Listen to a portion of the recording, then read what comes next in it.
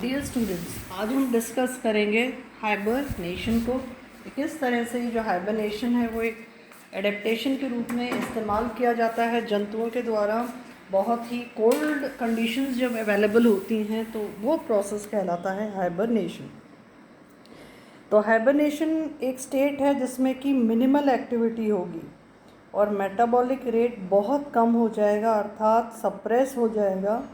एक सीजनल हेटेरोथर्मी के रूप में देखा गया जिसमें लो बॉडी टेम्परेचर होता है, हमारा रेस्पिरेशन रेट, हार्ट बीट, लो मेटाबॉलिक रेट देखने को मिलता है। ये सर्दियों के सीज़न में देखा जाता है। हाइबरनेशन जो फंक्शन करता है उसमें कंजर्वेशन होती है एनर्जी की, क्योंकि जो सफिशेंट फूड अवेलेबल नहीं है, अनफेवरेबल कंडीशन है, बहुत ज़्यादा लो टेम्परेचर है, तो ये अचीव करने के लिए कि एनर्जी उसकी बची रहे, एंडोथर्मिक जो एनिमल होते हैं वो अपने मेटाबॉलिक रेट को कम कर देते हैं जिससे कि बॉडी का टेम्परेचर नॉर्मल मेंटेन रहे। ये कुछ दिनों से लेकर हफ्तों और महीनों तक चलता है। हाइबरनेशन डिपेंड करता है कि प्रजाति कौन सी है, बाहरी तापमान जिसको हम कहते हैं एम्बिएंट टेम्परेचर वो कैसा है, अभी कौन से ईयर में कौन से टाइम में उसको ज़्यादा रिक्वायरमेंट है, बॉडी की कैसी कंडीशन है। एंटर करने से पहले हाइबरनेशन एनिमल जो हैं बहुत सारा स्टोर कर लेते हैं एनर्जी को, जो कि उन कुछ महीनों तक उनको सस्टेन कर सके, पूरे के पूरे विंटर को वो सस्टेन कर सकें। जो बड़ी प्रजातियां होती हैं वो हाइपरफेजिक होती हैं, वो बहुत सारा लार्ज अमाउंट ऑफ फूड को स्टोर करके रखते हैं, ईट करके रखते हैं फैट डिपॉजिट्स में।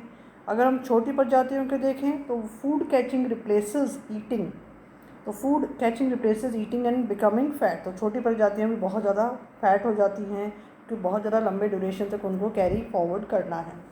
कुछ होते हैं ऑब्लिगेट हाइबरनेटर्स, मतलब उन्हें हाइबरनेशन में जाना ही है। तो ये वो एनिमल्स हैं वो स्पॉन्टेनियसली और एनुअली हर साल हाइबरनेशन में एंटर होते हैं। एम्बिएंट टेम्परेचर चाहे बहुत ही ज़्यादा ठंडा हो जाए या नॉर्मल ठंडा हो तब भी वो हाइबरनेशन में चले जाएंगे। इनके कुछ एग्जाम्पल्स हैं जैसे कि गिलहरियाँ हैं, कुछ रॉडेंट्स हैं, माउस लेम्यूर्स हैं, यूरोपियन हेजहॉग्स हैं और दूसरे इंसेक्टिवोरस या मोनोट्रीम्स और मार्सुपियल्स हैं। ये जो यहाँ पे फोटोग्राफ है this is of A mouse lemur, ये भी हाइबरनेशन में जाते हैं। ये ऑब्लिगेट हाइबरनेटर्स हैं।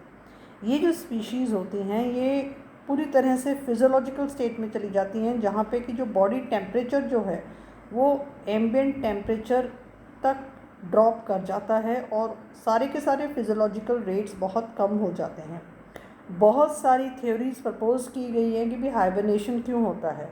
एक बहुत ही ज़्यादा एक्सेप्टेड जो थ्योरी है वो बताता है कि जो हाइबरनेटर्स हैं वो एक स्लीप डेप्थ में चले जाते हैं, वार्म अप होने के लिए जाते हैं स्लीप में, जैसे कि देखा गया है आर्टिक ग्राउंड स्क्विरल में। क्योंकि टेम्परेचर बाहर बहुत ज़्यादा कम है तो वो एक ऐसी स्लीपिंग स्टेट में चले जाते हैं जिससे कि उनका एक जो टेम्परेचर है वो नॉर्मल फिजियोलॉजिकल एक्टिविटीज़ को सस्टेन कर सके लोवेस्ट मेटाबॉलिक रेट पर। दूसरी बहुत सारी जो थ्योरीज़ हैं वो बताती हैं कि ये जो हाई बॉडी जो टेम्परेचर मेंटेन करके रखते हैं हाइबरनेशन में जिससे कि रिस्टोर कर सकें अवेलेबल एनर्जी को, जैसे कि उनको कुछ अवेलेबल एनर्जी सोर्स मिल गए या इम्यून रिस्पॉन्स जो है उनका उसके अकॉर्डिंग वो अपने आप को इस हाइबरनेटिंग स्टेट में रखते हैं। कुछ होते हैं फैकल्टेटिव हाइबरनेटर्स। तो विंटर हाइबरनेशन जो होता है जिसमें कि आपका बहुत ज़्यादा कोल्ड स्ट्रेस कंडीशन हो गई, आपको बहुत ज़्यादा फूड डिप्राइव्ड कंडीशन होगी, ऑब्लिगेट हाइबरनेटर्स जो होते हैं वो एंटर कर जाते हैं हाइबरनेशन में, चाहे वो ट्रिगरिंग इफेक्ट हो एनवायरनमेंट के। और कुछ होते हैं जो कि फैकल्टेटिव होते हैं, कभी कभी उसको करते हैं। तो जैसा कि देखने को मिलता है कि एक तो होता है ऑब्लिगेट, मतलब उसे करना ही है, हाइबरनेशन में जाना ही है, वो कहलाएंगे ऑब्लिगेट हाइबरनेटर्स। एक होते हैं कि भी बहुत ज़्यादा ठंडा हो गया तब जाएंगे, नॉर्मल अगर ठंडा वो सस्टेन कर सकते हैं तो वो हाइबरनेशन में नहीं जाएंगे, तो वो कहलाएंगे फैकल्टेटिव। एक उदाहरण देखने को मिला है प्रेरी डॉग्स में। तो ये डायग्राम्स हैं प्रेरी डॉग्स के। ऊपर वाला जो चित्र है वो है वाइट टेल प्रेरी डॉग। इसकी जो टेल है आप देख सकते हो वाइट कलर की है, तो ये है वाइट टेल प्रेरी डॉग।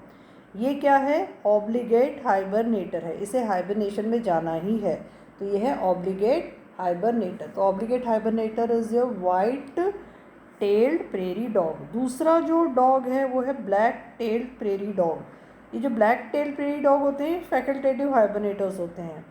तभी हाइबरनेशन में जाएंगे जब इनको बहुत ज़्यादा ठंडा लगेगा तब ही जाएंगे, अदरवाइज़ वो हर सीज़न में हाइबरनेशन में एंटर नहीं करेंगे। तो एक हम कह सकते हैं कि वाइट टेल्ड और ब्लैक टेल्ड फैकल्टेटिव और ऑब्लिगेट के बीच में एक ब्लेंडिंग लाइन है। प्राइमेट्स में भी देखने को मिला है कि जो हाइबरनेशन है उसकी जो स्टडी की गई है ग्राउंड स्क्विरल्स में स्टडी की गई है।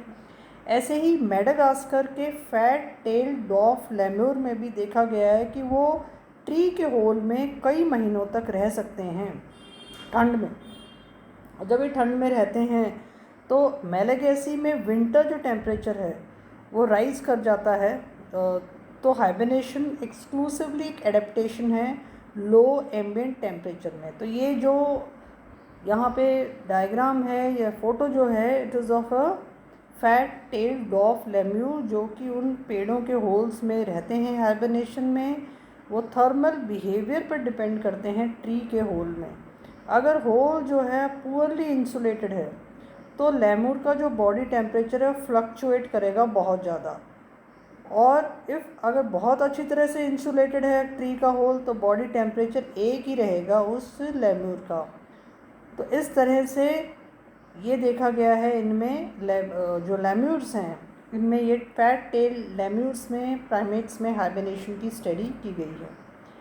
बियर्स में भी इसकी स्टडी की गई है कि वो भी रिसाइकल कर लेते हैं अपने प्रोटीन्स को और जिससे कि और वो स्टॉप कर देते हैं यूरिनेशन प्रोसेस को कई महीनों तक, जिससे कि मसल एट्रोफी अवॉइड हो सके।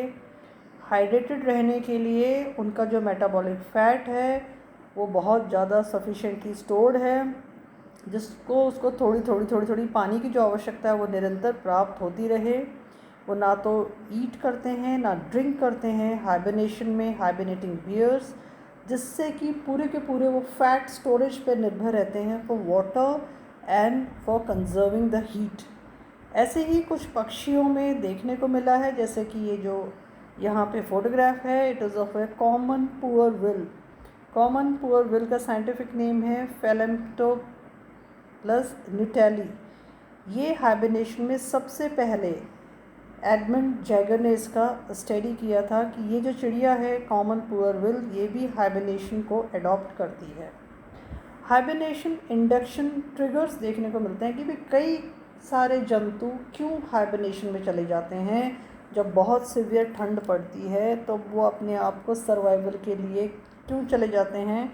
तो ये देखा गया कि इनमें पाया जाता है एक HIT या हाइबरनेशन इंडक्शन ट्रिगर। तो इसकी रिसर्च हुई थी, उन्होंने बताया था कि प्रोलॉन्ग करने के लिए लाइफ को एक आइसोलेटेड पिग का हार्ट को HIT से। तो कुछ रिसर्चर्स ने ब्लड सैंपल लिया हाइबरनेटिंग एनिमल का, उसको इंजेक्ट किया एक पिग के हार्ट में, तो वो ये पाया गया कि वो बहुत दिनों तक जीवित रह सकता है। तो इसको ऑर्गन ट्रांसप्लांटेशन में भी देखा गया कि survival rate outside human body 18 घंटे तक भी हो सकती है। तो ये HIT है क्या? HIT एक मिक्सचर है जो कि ब्लड सीरम से डिराइव्ड है, जिसमें कि एक ऑपियोइड लाइक सब्सटेंस प्रेजेंट होता है, जैसे कि डैडल क्या है? ऑपियोइड लाइक सब्सटेंस है जो कि कई सारे एक्सपेरिमेंट्स में देखा गया है, जो कि इंड्यूस करता है हाइबरनेशन को, या हम उसको कह सकते हैं hibernation induction trigger. I hope you are able to understand hibernation in a very simplified way. If you like it, please subscribe the channel.